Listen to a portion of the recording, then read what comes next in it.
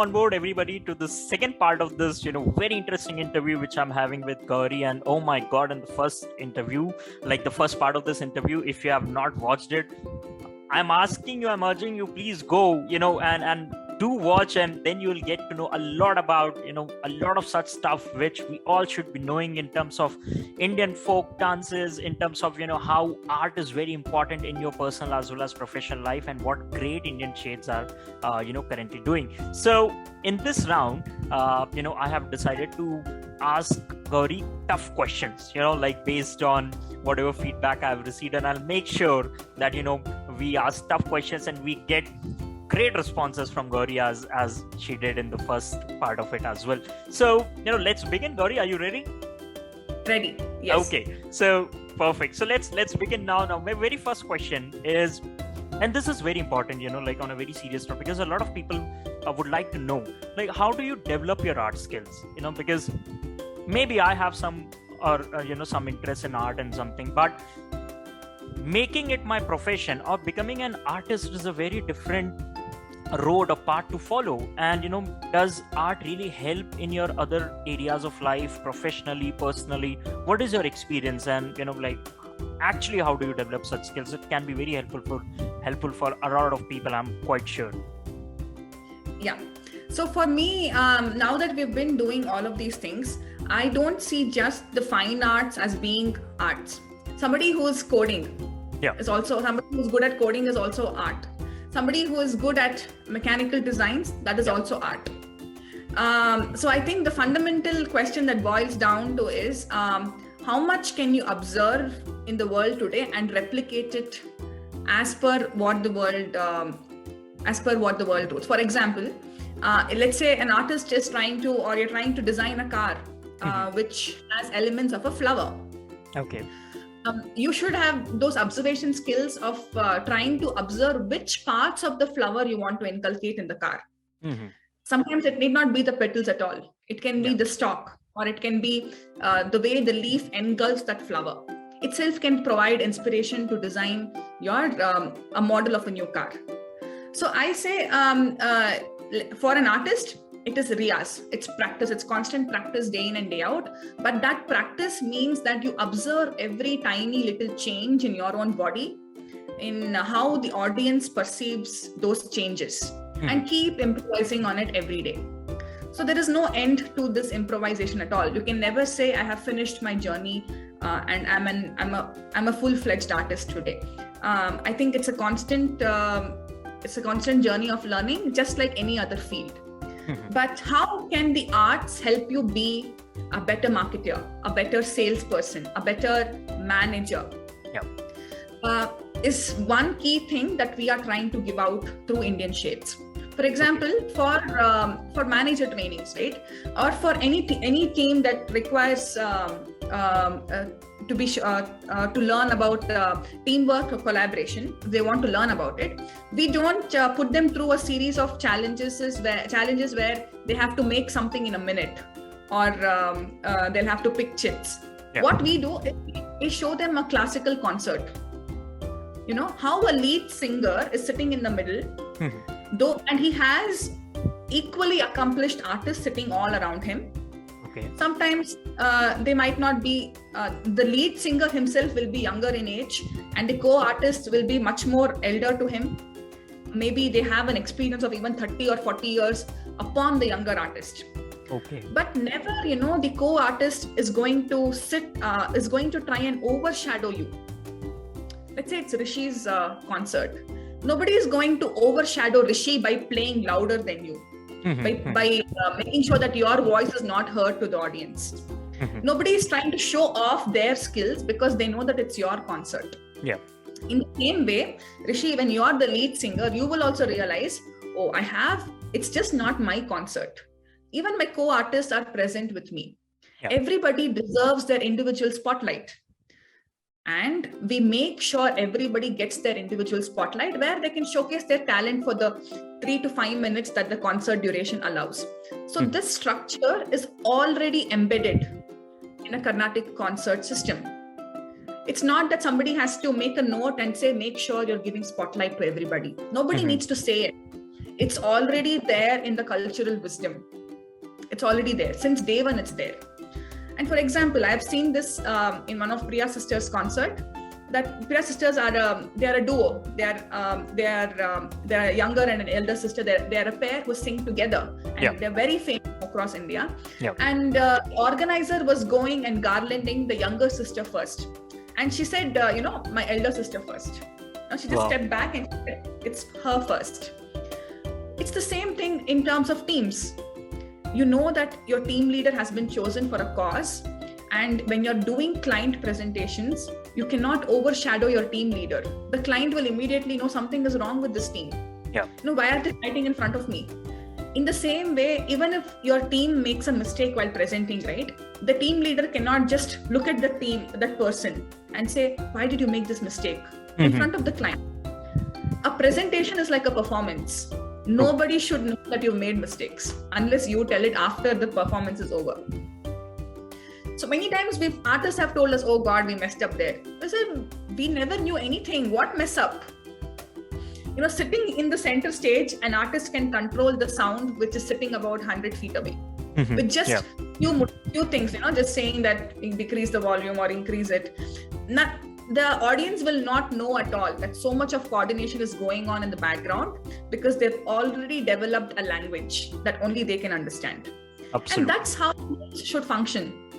They should be making music, not noise. Which should be soothing to ear. Yes.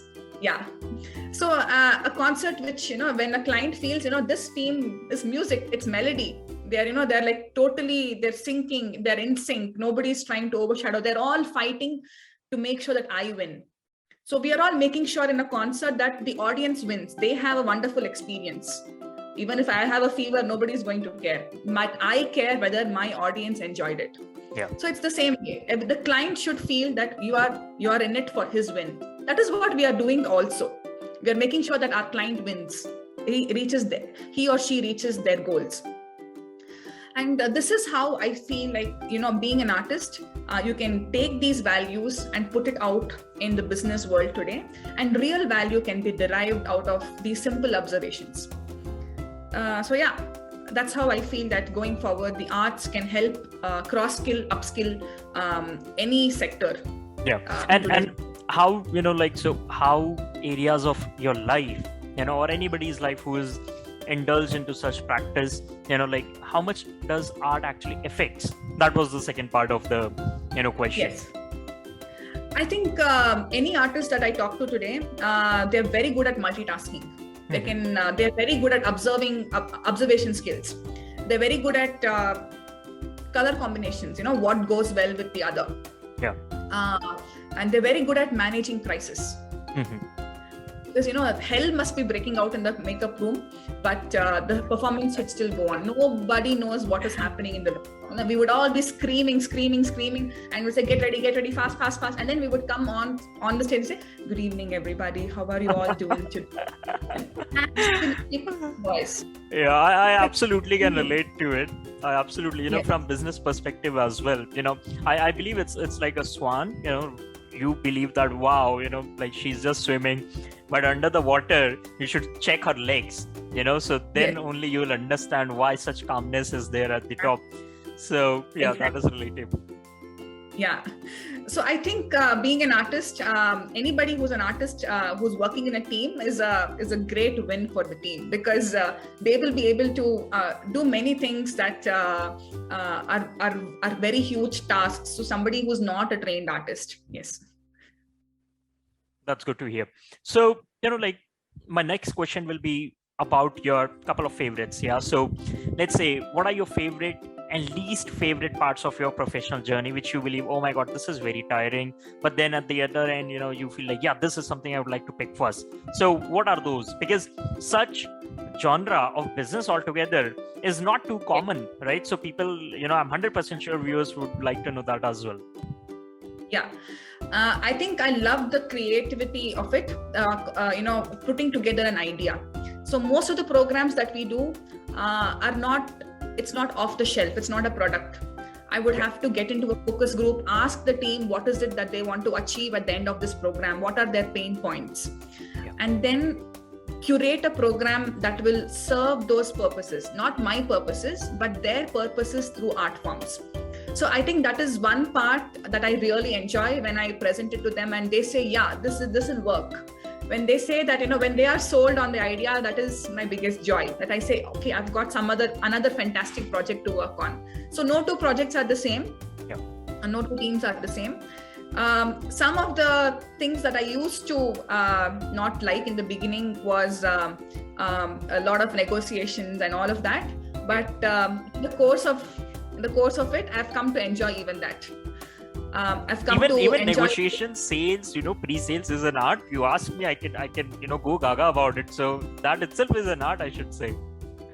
Definitely, you're absolutely right, Rishi, and you know it as well. And I don't need to elaborate on it. You're doing it day in and day out.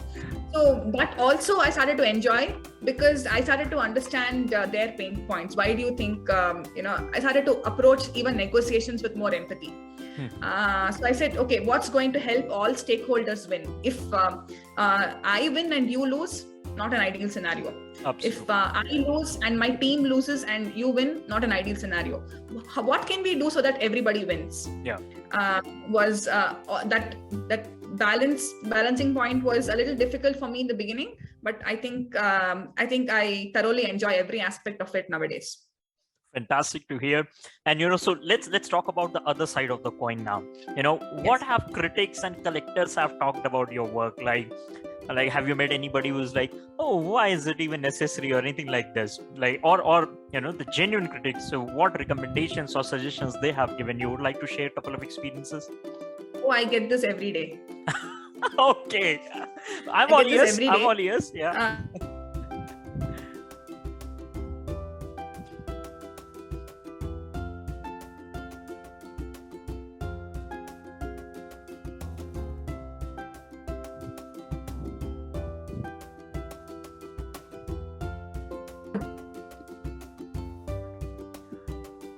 Gowri, can you hear me now? Yes, I can hear you. Okay, we'll edit it and I'll ask the same question again, yeah? Yeah. Okay. Or you can start with the answer. I've already asked the question. Yeah. 3, 2, 1, start. So I get criticism every day, but I also get a lot of appreciation every day. So that balances it out. Okay. For me. But yeah. I feel like when somebody is telling you, why did you do that? It's not nice. I always see who is the person who is giving me this criticism. And somebody telling me, it's all beautiful, it's all flowery, it was gorgeous. Everybody's going to tell you that nowadays. Yeah. But somebody who's telling you that did not work well, you should have improved upon it. I take it as a real point of introspection. And also depending upon who is it that's telling me, do they have my best interest at heart? Mm-hmm. Are they really rooting for our success, for the kind of things that our art forms mean? Yeah. If somebody says, don't play classical music in your sessions, please play rock. That is not a criticism that I'll be able to accommodate, because I would have to tell them that we can have rock, but this session will not be supporting that. Yeah. Right? There are these sort of criticisms that we should just ignore or educate our audience better to find a good path ahead. But generally, when I meet my critics, I take it as a huge point of introspection, so that next time I meet them, if they are my well-wisher, they must be impressed with the changes that I have made. So Absolutely. That's what I do. Absolutely. That's actually a very good take on criticism particularly, and I would highly recommend everybody to follow the same approach. We here at Pharoscion has been following the similar approach from last 5 years, and let me tell you, that actually helps, because it helps you exponentially grow. Because one mistake and you solve it, next time another one, third another one, sooner or later you will realize that the impact of such mistakes reduces, so your work actually gets better day by day. Am I correct, Gowri, here? Definitely. What you said is absolutely right, Rishi. And with the kind of confidence that you're speaking it, I'm pretty sure that it's already imbibed in your culture of refining and fine-tuning, so that every time it's a wow moment. It doesn't go back to those mistakes that we normally do in our journey. Yeah. So thank you for sharing that. Yes. Absolutely. Credits to my team, I just say I'm a bagpiper, so credits to the team. So moving ahead, like what is in the pipeline, for newness as well, like because the type of form or the type of business which you are into, people may expect, okay, what's new? So how do you manage that, and what is in the pipeline, if I can get enlightened about? Yeah, certainly. So wherever I go, I always look at networking with other artists or with other trainers and other facilitators to see how I can add value to them, or how they could probably add value to my clientele. So every time I don't dismiss anything. Anybody who's doing even simple caricatures, I talk to them. Anybody doing acrobatics, I talk to them. Okay. Because these are conversations everybody loves someone out of curiosity, and number two, to say how can I use this principle that he's applying and take it back to my client so that they have a better success in their team. So I'm always looking at new avenues, and currently what we are doing is we are using Indian traditional games. Okay. So we have something called as the four-handed chess, a chess which 4 players play in India. We have something called as Navakankari, we have something called as Pretwa, and we have something called in South India called as Huli Meke. So these are games that we've totally forgotten, which are no longer there because their mobile versions have not been released. So this is an idea that somebody could probably, even your team could sort of work on. For sure. It's just not there. So I always believe you have to relearn something forgotten and unlearn something obsolete. So these games were decided that they're no longer there for we have better games to play, but these games actually teach you a lot of strategy, patient strategy, joys in those mindful moves. So we are actually what's next in the pipeline is we are rolling out these things as wellness sessions, as strategy sessions for teams. Okay. As general fun engagements where they can play with real board games, with real pawns, and beautifully designed on silk scarves and all of that, games that they have not ever seen before. Okay. With an Indian tradition mix. Am I taking it correct? These are traditional Indian games. Okay. So these are games that you would not find outside our country. These are games that were carved on temple walls and cave walls. Wow. That you get many of these games, right? The ones with the fake money, I forgot the name. Oh, yeah. Yeah, so the only Indian game that we are familiar is, say, Snake and Ladder and chess. Yeah. Apart from that, what else does your country have as games? What did your ancestors play? Is what we are trying to unearth and make teams play with it again. That's fantastic to hear. I think a lot of research is absolutely needed in order to make sure that you come up from history and build it, for the new generation. Yeah, so that is commendable, and making sure you have said correct. Like people know about chess, Snake and Ladder, but yes, there are, if I'm not wrong, there will be hundreds of such games locally as well, which people are playing, and yes, like nationally as well as globally, hardly people know. So that's a fantastic job, and we are looking forward. Yeah, I would really like to host you in Pharoscion sometime, so that our members, our Pharoscians can also get, at least not only a hint, but let them play these games so that they can also revive history as well as their childhood. So, yeah, like taking it forward. So, what advice would you like to give, to the youngsters particularly, who would like to take the same route which you have taken in their profession career? First of all, I feel like no two paths are the same. And if we start competing with somebody who's trying to do something and try to do it better than them, you just lose your individual flavor. And that's what gives to a lot of unhealthy competition, which we have in our brick and mortar businesses. Yeah. And which is not really necessary. You don't have good sleep at night. So I would say stay away from competitive exams. So many other things that you could do. Please don't do that mistake. Yeah. If you feel like it's not your cup of tea, if you feel like every day you're crying and going to your training centers and you're forcibly sitting in that toxic environment where people are not there to genuinely help you be a better version, but just trying to see who is the next topper of our institution, I feel like parents and kids should just pull themselves out of that environment. There are many other things that you could do, and an unconventional business is actually a great way to make name, fame, and money and everything else in today's world. And more of it would be great for our own country, for India. Absolutely.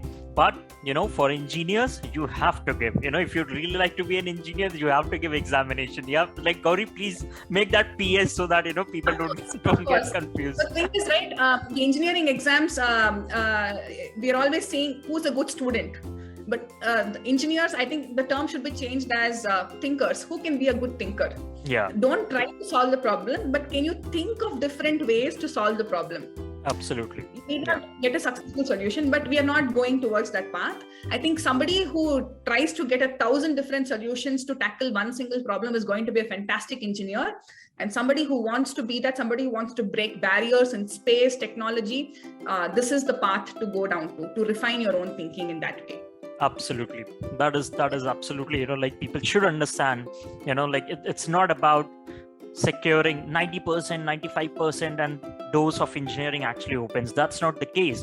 It's pretty good that you have about 90%, 95%, but you should be actually thinking, would you really like to be an engineer? Would you really like to be a doctor? Or would you like to explore other areas? Because now I believe that, opportunities are plenty. You just have to make sure that you are pretty confident about what exactly you really like to do, and you be happy about it as well, isn't it?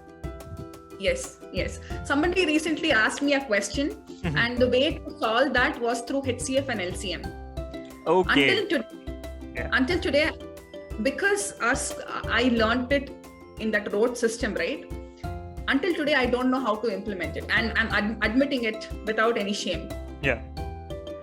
And so those are the things that we have missed out on, that I don't want my brothers or sisters to do or go through. If you don't even have a degree, that's fine, but at least you should know what are these basic concepts that we are learning. Absolutely. So I felt so ashamed at that point. I started questioning my entire education. So I don't think anybody should reach that point at all. 100%, So, on that front itself, so what you'd like to, enlighten your younger self, let's say 18 years old Gowri, and if you'd like to give her one single piece of advice, what it would be? I think it would be to say, don't bow down to peer pressure. All your friends might be doing it. It doesn't mean that you should do it. Absolutely. You are different. They are different. Maybe they're all going and falling in a pit for God knows where. But just because they are doing it, and I don't think anybody should get bogged down for peer pressure at all. Absolutely. Everybody is unique, isn't it? Like, everybody has different DNA, 7 billion almost population. And, so yes, what you really would like to do, you should be doing.